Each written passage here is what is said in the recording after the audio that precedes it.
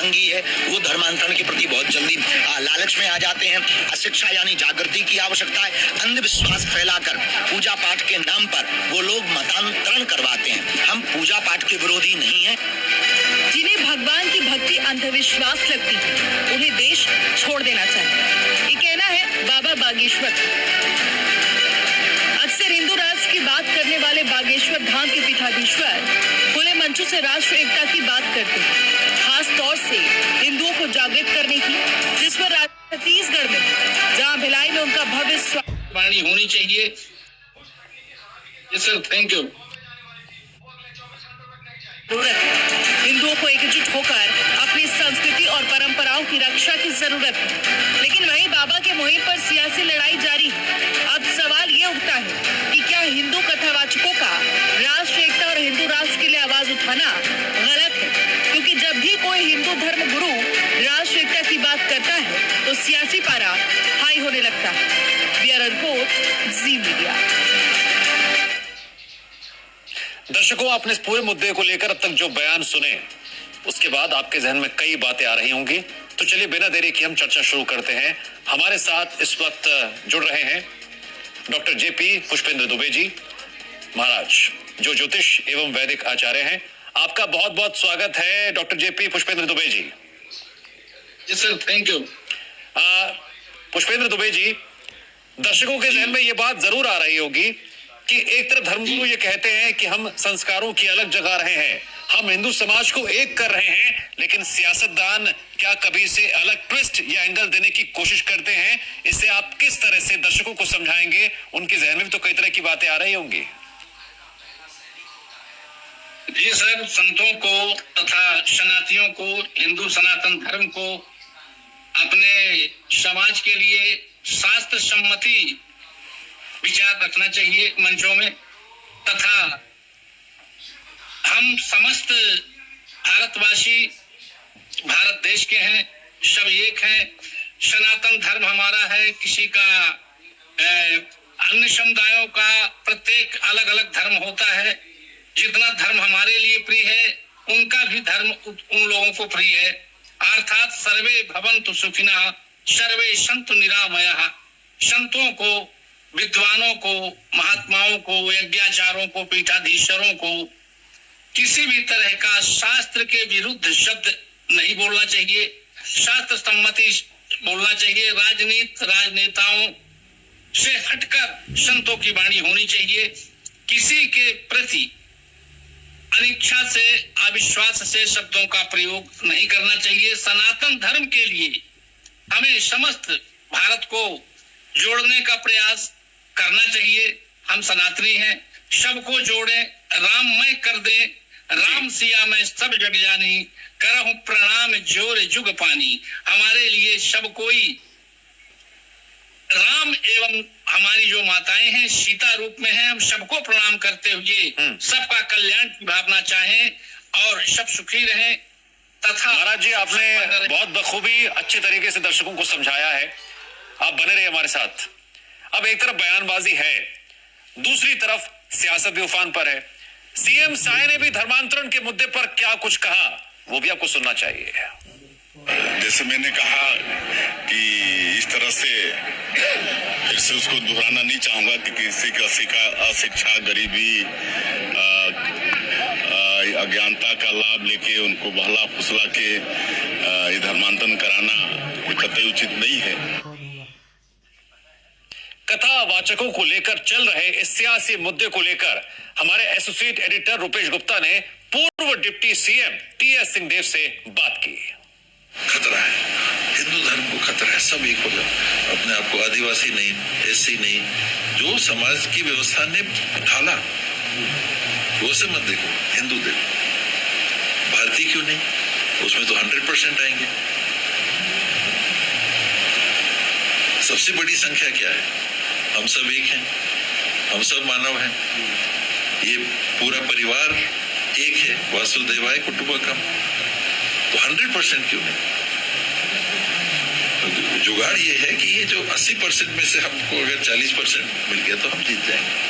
तो ये इसके अलावा और कुछ नहीं, इसके अलावा और कुछ नहीं है। और दुर्भाग्य है कि लोगों के बीच में ऐसे घृणा के भाव पैदा करने की कोशिश की जा रही है, जिसमें कि एक दल विशेष को राजनीतिक लाभ चुनाव के माध्यम से मिल सकता। आप ये कहना चाहते हैं कि जो धीरेन्द्र शास्त्री बयान दे रहे हैं वो भारतीय जनता पार्टी को लाभ पहुंचाने की? 100%, उसमें कोई और दो बात ही नहीं।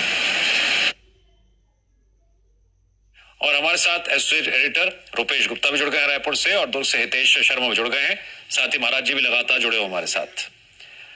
रुपेश, आपने पूर्व डिप्टी सीएम से बातचीत की, बेबाकी से उन्होंने बात भी कही, लेकिन उनकी बातों से लग रहा है कहीं पे निगाहें कहीं पे निशाना। एक तरफ कथा वाचक जनता के बीच जाकर ये कह रहे हैं कि हम संस्कारों की अलग जगा रहे हैं, हिंदू समाज को जगा रहे हैं, लेकिन सियासतदान कह रहे हैं ये कोई प्रोपेगेंडा ज्यादा लग रहा है। देखिए, पहली बार जो कांग्रेस पार्टी है वो खुल करके ऐसे बाबाओं के खिलाफ आई है, और कांग्रेस ने आरोप लगाया है कि जो बाबा आ रहे हैं और जिस तरह के मुद्दे उठा रहे हैं वो उनका कहना है कि उससे धर्मांतरण का इशू नहीं बल्कि पोलराइजेशन हो रहा है, और ये भारतीय जनता पार्टी को फायदा पहुंचाने वाला है।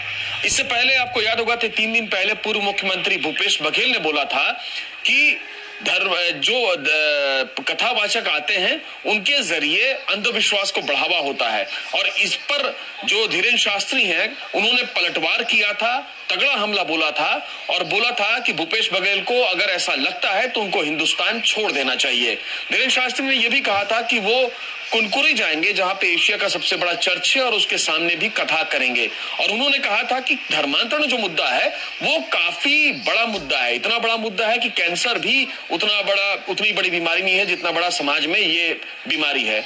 उनका लगातार जो अभियान चल रहा है, छत्तीसगढ़ इससे पहले भी आए हैं और धर्मांतरण में कई बार धर्मांतरण के मुद्दे को उठाया है, और दूसरे धर्मों में धर्मांतरित हो चुके लोगों की घर वापसी भी कराई है। तो लंबे समय से उनका ये कार्यक्रम चल रहा है, और इसको लेकर के लगातार वो छत्तीसगढ़ दूसरी या तीसरी दफा आए हैं। लेकिन कांग्रेस पहली बार खुल करके धीरेन्द्र शास्त्री के खिलाफ आ गई है, प्रदीप मिश्रा के खिलाफ आ गई है। आपको याद होगा कि इससे पहले जब कांग्रेस सत्ता में थी तो रायपुर कांग्रेस के कई नेता ऐसे कथावाचकों को बुलाते थे, और उनको लगता था कि इन कथावाचकों के जरिए वो कहीं ना कहीं राजनीतिक लाभ लेंगे।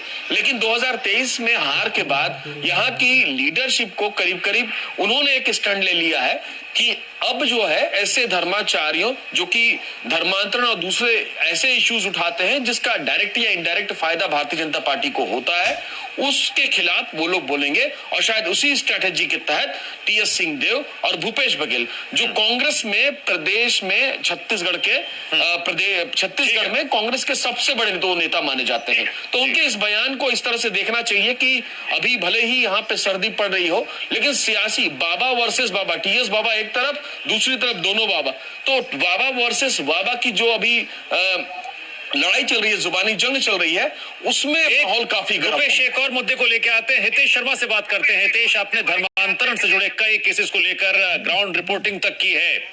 धर्मांतरण एक खतरनाक कैंसर है, ये एक बड़ी बात निकलकर सामने आई बाबा की तरफ से, इस पर भी काफी चर्चा हो रही है। क्या जमीनी हकीकत है और सियासतदान इसे किस तरह से दिखाते हैं, समझाते हैं, बताते हैं?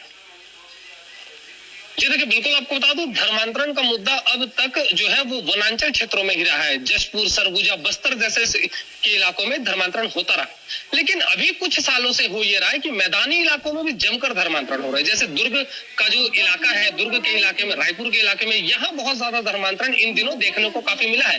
तो इसी धर्मांतरण को लेकर अब लगातार कांग्रेस और बीजेपी दोनों ही पार्टियां तो आमने सामने थी ही, लेकिन अब जो कथावाचक है, जो अपने आप को ये बताते हैं कि वो सनातन के ध्वज वाहक है, वे अब सामने आ गए। जिस तरह से धीरेन्द्र जो कृष्ण शास्त्री है वो लगातार उनकी जो कथाएं हैं वो भिलाई की जयंती स्टेडियम में चल रही है। जब हमने उनसे सवाल किया, वो सवाल हमारा ही था, जब हमने उनसे सीधे तौर पे पूछा कि धर्मांतरण लगातार बढ़ रहा है, इसके अलावा भूपेश बघेल ने ऐसे बयान दिए तो उस पर क्या होना चाहिए, तो ये सीधा नसीहत देने लगे कि जिन लोगों को भी ऐसा लगता है कि वो इस तरीके का कार्य कर रहे हैं या अंधविश्वास फैला रहे हैं तो उन्हें देश छोड़ के चला जाना चाहिए, देश निकालने की बात करी। टीएस बाबा से जब बात हुई तो उन्होंने भी भूपेश बघेल के बयान को समर्थन किया। तो कहीं ना कहीं अब सबसे बड़ी बात यह है कि आज भी हम कथा में थे तो धीरेन्द्र कृष्ण जो शास्त्री है वो खुलेआम चुनौती दे रहे हैं। वो खुलेआम ये कह रहे हैं कि यदि अब एक नहीं हुए, कटेंगे तो बटेंगे। इस तरीके की बातें कथा से सामने आ रही है। इतना ही नहीं, अब तो ये कहा जाने लगा है कि यदि हिंदू एक नहीं होंगे, सनातनी एक नहीं होंगे,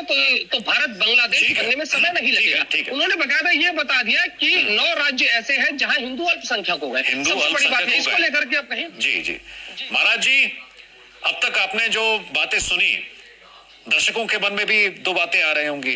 कथावाचक ज्ञान दे रहे हैं, कथावाचक जिंदगी के उस सही सकारात्मक दिशा में जीने की प्रेरणा दे रहे हैं, सभी को एक कर रहे हैं हिंदुओं को, या फिर वो अंधविश्वास फैला रहे हैं? इस पर आपकी टिप्पणी। सर, इसको कथावाचक को या व्यासपीठ से किसी भी धर्म के प्रति समभाव होना चाहिए। व्यक्तिगत लेकर किसी भी धर्म के प्रति तथा व्यक्तिगत किसी को भी अनुचित भाषा का प्रयोग नहीं करना चाहिए। जी बोलिए, आपकी आवाज आ रही है। जी सर, व्यासपीठ में बैठकर किसी भी धर्म को हम छोटा बड़ा ना कहें। सब धर्म समभाव हैं, सब प्राणी समभाव हैं और सभी के धर्म पूजनीय हैं। चाहे वो किसी भी समुदाय का व्यक्ति हो, कोई भी हो, सब धर्म और सब प्राणी पूजनीय है, सबका धर्म प्रिय है। हमें व्यासपीठ से किसी भी धर्म की आलोचना या गैर मर्यादित वाद। नेता कह रहे हैं ना, कथावाचक तो टोट के बताते हैं। कथावाचक को अपनी शक्ति भक्ति से बता सकते हैं, धर्म में को जोड़ सकते हैं, लेकिन किसी भी व्यक्ति के विषय में व्यक्तिगत रूप से भाषा को मर्यादित रखना चाहिए। रुपेश गुप्ता, ये एक पॉलिटिकल जो वॉर है, कई सालों से हम देखते हुए आ रहे हैं कि कौन किसके साथ है, कौन किसके खिलाफ है। अगर हम बहुत पहले चले जाएं तो किसी खास वर्ग को लेकर लाभान्वित करने वाली योजनाओं का जिक्र होता था, लेकिन अब क्या सियासतदान अपने नफा नुकसान के हिसाब से बयान दे रहे हैं? देखिए, निश्चित तौर पे और सियासतदानों का ये काम है कि वो अपनी पॉलिटिकल लाइन को बड़ा करते हुए, अपनी पॉलिटिकल लाइन पर चढ़ते हुए और राजनीति करें। और भारतीय जनता पार्टी और कांग्रेस दोनों वही राजनीति कर रही हैं। भारतीय जनता पार्टी को यह मालूम है कि इस मुद्दे ने उसको इस प्रदेश में तब स्थापित किया जब इस प्रदेश का नामो निशान नहीं था, यानी कि ये मध्य प्रदेश का हिस्सा था। तब भी दिलीप सिंह जुदेव धर्मांतरण के मुद्दे को उठाते थे और जो हिंदू धर्म से ईसाई धर्म में जाने वाले आदिवासी उनकी घर वापसी कराया करते थे और उनकी राजनीति का मुख्य आधार यही रहा है। जो भारतीय जनता पार्टी की उस समय पहचान थी, 3-4 बड़े नेता थे, उनमें दिलीप सिंह जुदेव का जो जनाधार था वो सबसे बड़ा था और उसकी बड़ी वजह यही रही है।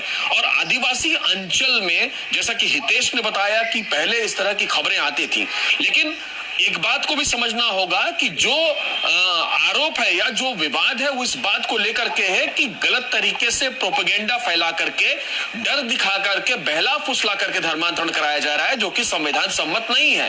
अगर आप अपने धर्म का प्रचार करते हैं और उसमें आस्था जताते हुए कोई दूसरा धर्म चुनता है तो उसको ये आजादी देता है संविधान, लेकिन आप उनको लालच देते हैं, आप उनको डराते हैं, प्रलोभन देते हैं, तो वो गलत है और गैर कानूनी है। इसको लेकर के कॉन्स्टिट्यूशन में पहले से व्यवस्था है और छत्तीसगढ़ सरकार भी इस पर कानून लाने की बात कर रही है। लेकिन कानून को लेकर के कई बार बयान ऐसे जो कथावाचक है, धर्म का प्रचार प्रसार कर रहे हैं, तो कांग्रेस को इसमें क्या दिक्कत नजर आ रही है? उससे टोट के और अंधविश्वास से क्यों जोड़ रहे हैं? फिर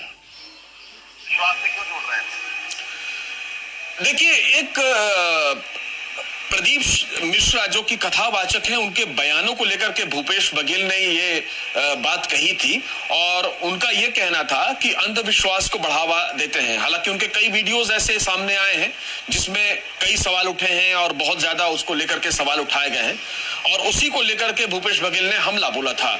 लेकिन इस बात को भी समझना होगा कि प्रदीप मिश्रा की जो लोकप्रियता है वो किसी भी कथावाचक से ज्यादा है।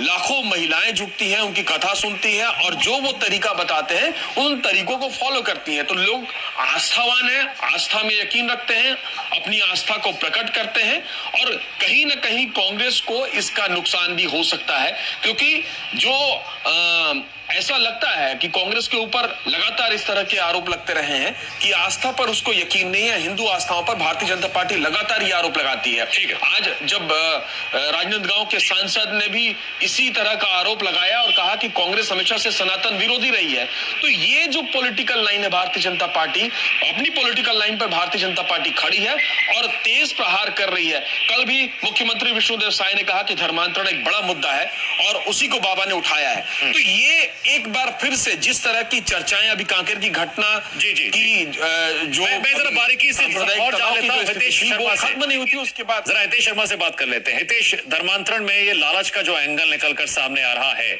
जमीन पर ये कितना असर डालता है और इस पर किस स्तर पर मॉनिटरिंग हो रही है, और क्या यही वजह है कि कथावाचक इस विषय को लेकर इतनी ज्यादा चिंता जाहिर कर रहे हैं कि जो कमजोर हैं आर्थिक रूप से उन्हें लालच दिया जाता है धर्म बदलने का?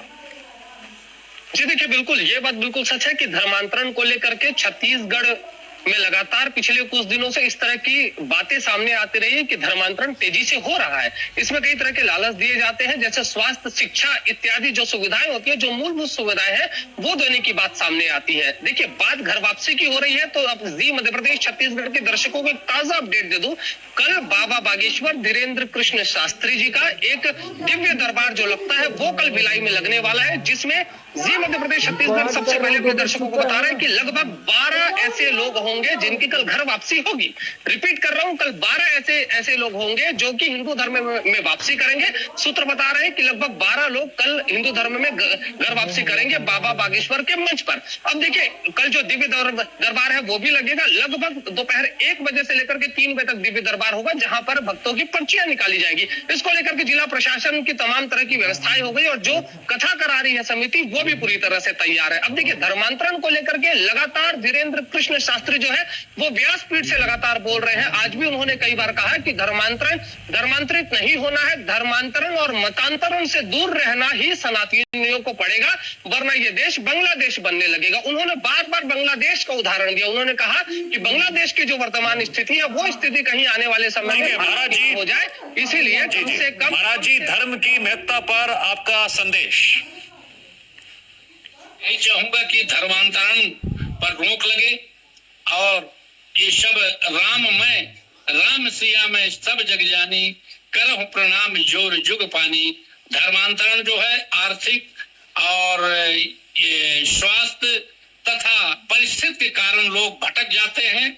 वो भटकावा को त्याग कर अपने सनातन धर्म से जुड़े और राममय सब। ये भारत देश है, भारत पूजनीय देश है, पहले से ही पूजनीय है। ये राम का देश है और सनातन जो धर्म है ये अजर अमर है।